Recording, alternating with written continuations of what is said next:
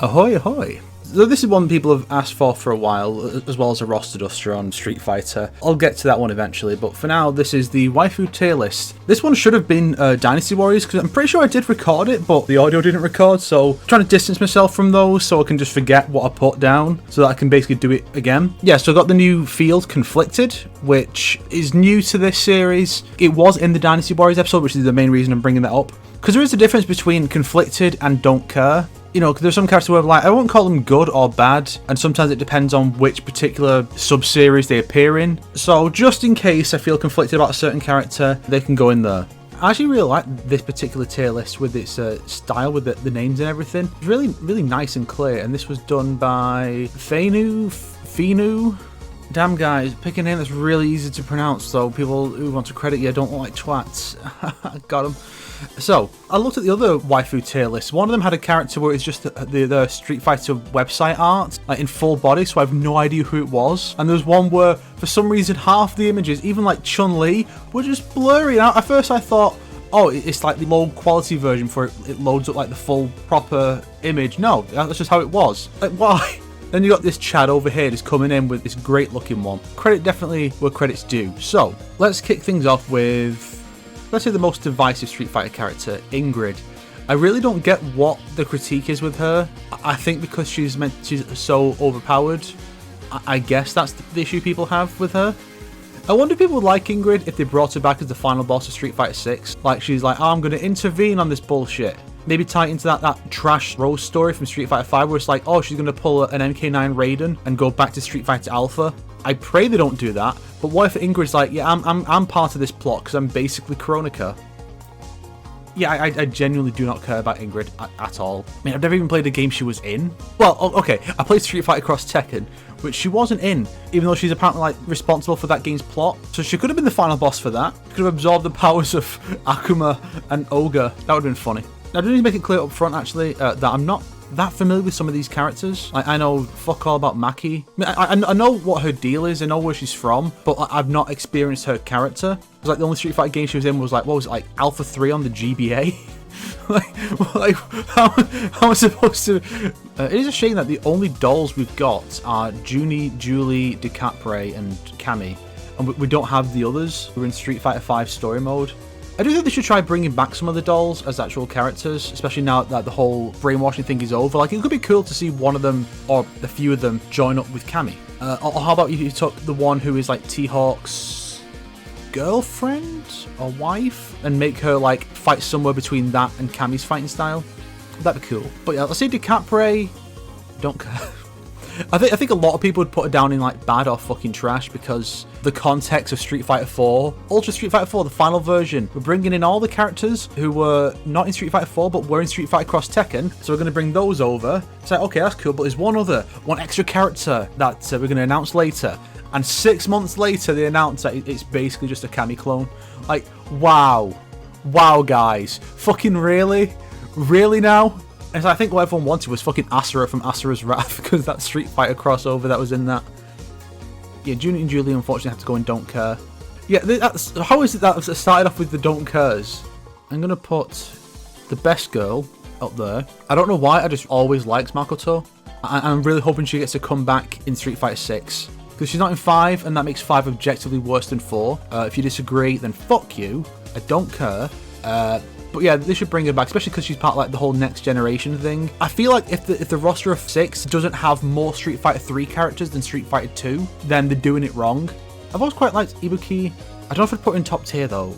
Also, does anyone know why I've got recast in both languages, like for the final season of Street Fighter 5? Because it's not just that it happened with one of them, it happened in both. Like looking at the credits, like, oh, both English and Japanese recast her.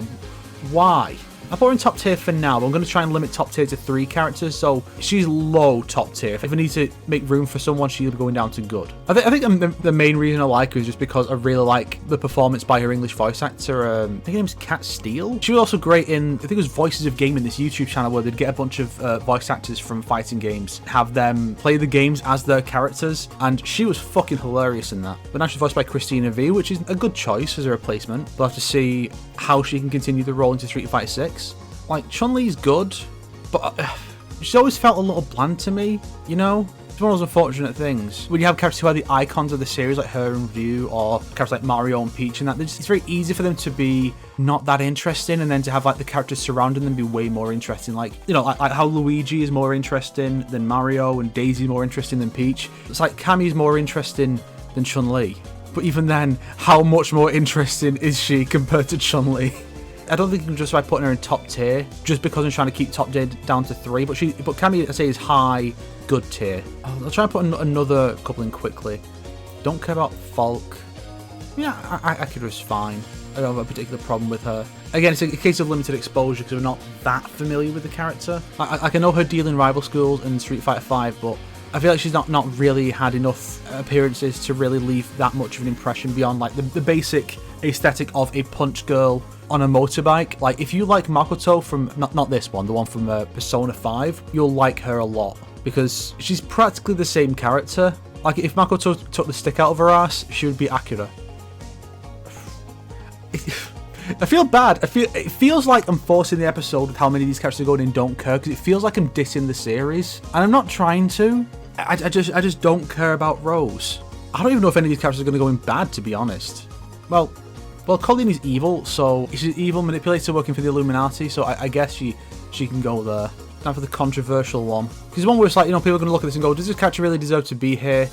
And see, I'm not really sure myself. Like, honestly, Seth, people will look at this character and say, well, Seth has a girl body now, and they'll use female pronouns to refer to Seth. And I'm like, but does Seth, the character, identify as a woman now? Or is it just that Seth now has a female body? I played through the Seth story, and as far as I can tell, he's still the same character he always was. Like, he almost doesn't seem to realize he has specifically a female body. So I don't know if he even counts, because I'm pretty sure he is still male on the inside, and at the end of the day, that's what matters the most, right? That's how society views it, right? That it's what's on the inside that counts, not the outside. You know, I mean, it's like an anime gender swap episode from some like low-rent harem anime. So I don't think Seth actually qualifies. Like, the design is really good, don't get me wrong. Like, as far as like aesthetic goes, I'd say Seth has one of the best of all these characters. But I don't think Seth qualifies as a waifu. I think he qualifies as a husbando. But I'm going to put Seth in conflicted, even though I don't think he should be here. Some people will disagree. If you disagree, that's fine. You're wrong, but it's fine. And if you took that seriously, then you're a complete dipshit, and I want you to leave. I like Elena. She's quite fun, but I put her in top tier. I guess I put her just above Ibuki. Although I do wish she would get a new design, because like wearing basically a bikini is fucking lame as a character design. The Tekken counterpart is Christy, and I know she's fairly scantily clad, but it is in fact an outfit. It's a design. It's not what the character wears when you take off all the clothes in an RPG. So she's a character I'd be willing to move down to good, but for now I'm going to keep her in top tier. Rainbow Mika, she's got a good design. I wish they didn't censor the ass slap. I think whoever petitioned for that should go directly to hell and not collect £200. But with Mika, the most exposure she got was in Street Fighter V story mode, where she's just constantly going on about Zangief. Constantly. Non-stop. Like, I get it. You know, he's his big beefcake. He's really cool. Everyone likes Zangief, right? Everyone likes him. But, shut up, Mika. Just shut the fuck up. You have your own supporting cast and you never bring them up, but you go on about Zangief all the time. So, you know, I feel like she's definitely in good. Like, if she didn't go on about Zangief all the time, she'd probably be in top tier. Also, her constant arguing with Ibuki got old really fast. Like, clearly these characters should not have gotten the amount of screen time they did in Street Fighter V. Like, holy shit, guys. Fucking calm down. Jury.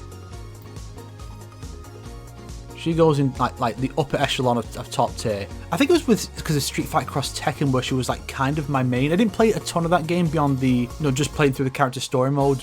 But she was a character I really liked playing as in that game. I've seen quite a few people who were not happy about the fact she was working with the heroes during Street Fighter V story. I don't really see why it's such a big deal. They had a mutual enemy. It makes sense for her to work with them. I feel like out of all the women in that game story, she was probably handled the best. She wasn't overexposed. She wasn't given frustrating character quirks or rivalries. She wasn't a complete moron who never wins a fight until the very end against this fucking loser. I felt Cammy got downgraded a bit, but she got off fairly light compared to most of the other women. But yeah, I feel like Jury actually was handled the best out of all the women in that story, which, you know, depending on your stance on Jury, I guess really says something about the writing of Street Fighter V, you know? Sakura is absolutely in top tier, there's no question. She should be the next generation hero. Like, I saw this video, it was from the Build the Roster series, where it was done for Street Fighter 6, where the dude also talks about the story. The channel is called, I'm actually watching the Tekken Cross Street Fighter 1 right now, it's called Thorgy's Arcade. There you go, Thorgy's Arcade. He made a good case for Sakura, had an artist draw like a really cool design for what she could be like, and I'm like, yeah, that makes a lot of sense. And I even left a comment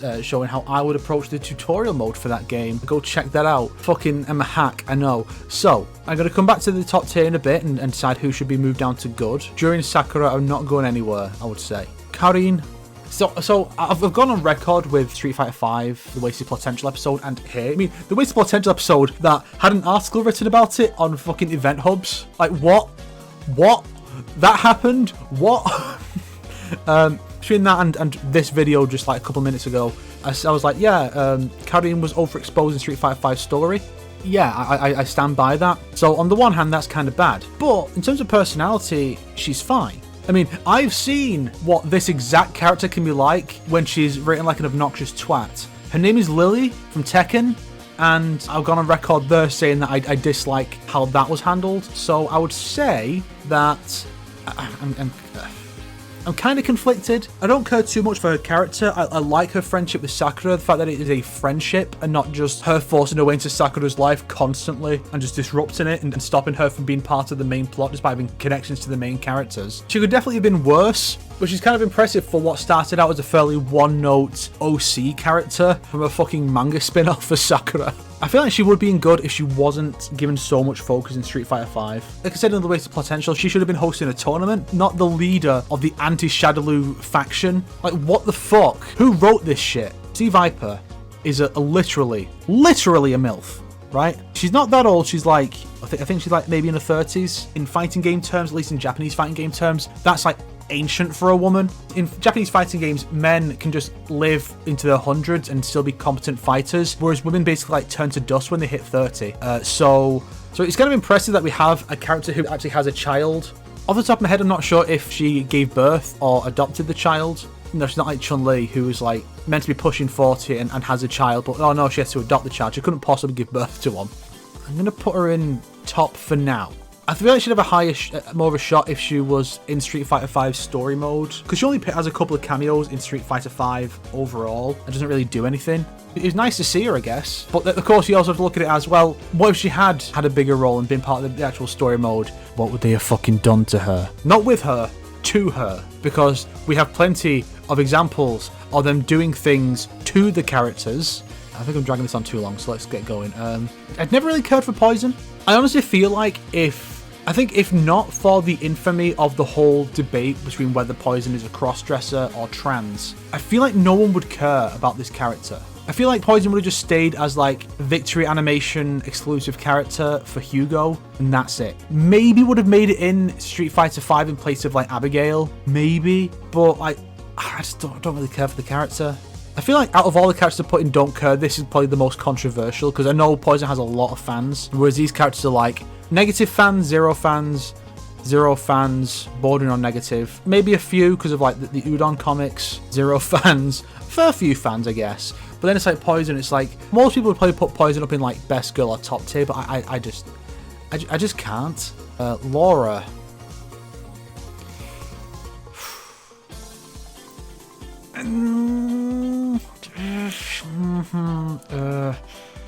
Because sorry, I'm sorry. I know. Guys, put the gun down. Put the gun down. Let me explain. She's crap. How's that? No, seriously, put the gun down. I'll explain. So the thing about Laura is, it's the kind of character who feels designed too hard for the sex appeal. Like, it's clear that the sex appeal is the main thing with her, and it's fine to have a character built around sex appeal. They can be good. Like Bayonetta is great, but Laura feels like they were trying too hard with it. The design's okay, but she's not that appealing in terms of design, I think. Plus, the fact that her whole thing is effectively to usurp Sean's place in the story. Sean gets to be a supporting character in a couple scenes featuring her, and that's it. And that's where we learn how he started looking up to Ken. Like, why couldn't Sean have more? Why is Sean being constantly shafted by the Street Fighter team? And you never notice how, like, they made Laura and like she's the sexy sister of Sean, and her skin's way lighter. You ever notice that? I wonder, is it because Sean's black? Is that why he's always getting left out? I hope that's not the case, but you know, you never know. I mean, you saw the Chinese Force Awakens poster, right? You saw that. Everyone saw that. You never know. It's possible that I'm being facetious, admittedly, but when it comes down to the actual characterization, Laura's just kind of an annoying cunt. Colleen is just evil. That's the thing. An annoying cunt is worse than an actual villain. The only way a villain could be worse than her is if they were like murdering children or something. And as far as I know, Colleen hasn't done that. I might have to go into like more into Street Fighter 3 lore in order to find out, or maybe like the Udon comics delved into that. But as far as I know, she never murdered kids. I guess I feel like she's going to come back. I feel like if one Illuminati character comes back, it's probably going to be her. As far as like that early game, like I feel like Yurian would probably come back in like later seasons of DLC, kind of like Seth did. But I feel like Colleen would come back. I need to carry on. What am I doing? So now we have Lucia. I like Lucia. I like what they've done with her quite a lot. And that's fun. I wouldn't really consider her like top tier, but no, she's fine. So now the hard part is deciding which of the top tier characters shouldn't be in top tier. Because, you know, sometimes I look at this and go, well, the character is just really fun, or I like their story, or I like their design. Well, the character is literally a mother. Clearly, she would at least partially be a good wife, which, you know, waifu, like that is an important aspect. So you're going to take down Ibuki.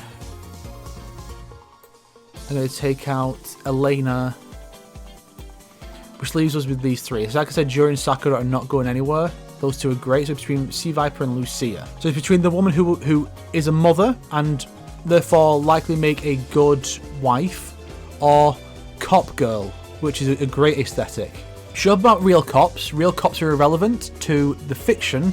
If you're hung up on that, then you need a slap. So I'm gonna move Sea Viper down because I really like the way Lucia is, and she's also got a unique accent, which is one of those funny things about English dubs for fighting games. That it's like, well, here's the Japanese and Chinese characters. They have American accent, the same kind of accent as like the American characters, except this American character has her own accent. Like, why does she sound less like the other Americans than the Japanese and Chinese do? Actually, now I'm looking at it, it's like most of these. It seems like most of these characters are Japanese or Chinese. Or at least the good ones are. Why does Japan do that? Why is Japan like, you know, most fighting game characters are Japanese, Chinese, or American. Like, other countries can get fucked. It's like, at least when Mortal Kombat has very few outside of those nationalities, is because they're dealing with space aliens, so they have to have aliens as a much larger portion of the roster. But here it's like, oh, we have this Brazilian, but she's also half Japanese, so don't worry, she's still connected to the Japanese master race. The blondes, which in anime is typically a signifier of Westerner, typically American or British, nah, like the blondes are also Japanese. But there is actually one other character that I didn't include here, and I think it's important to place that character in this list. And I think this is going to be a bit of a controversial pick, but while it's a controversial pick, I think that people can't really argue with my reasoning here. And that is the other best girl, the one who shares the top spot with Makoto, is 11. Because 11 is a shapeshifter, and therefore 11 is all the waifus. And if you want to dabble in a bit of cock, you've got that option too. But the thing is, 11 is all the waifus, therefore 11 has to be equal to the toppest tier of waifu. Therefore 11 is the other best girl when he chooses to be. Therefore, if you disagree with my list, then fuck you, I don't care, my list is better. I'm recording for 30 minutes and I feel like I've not made any real statements here. Tough.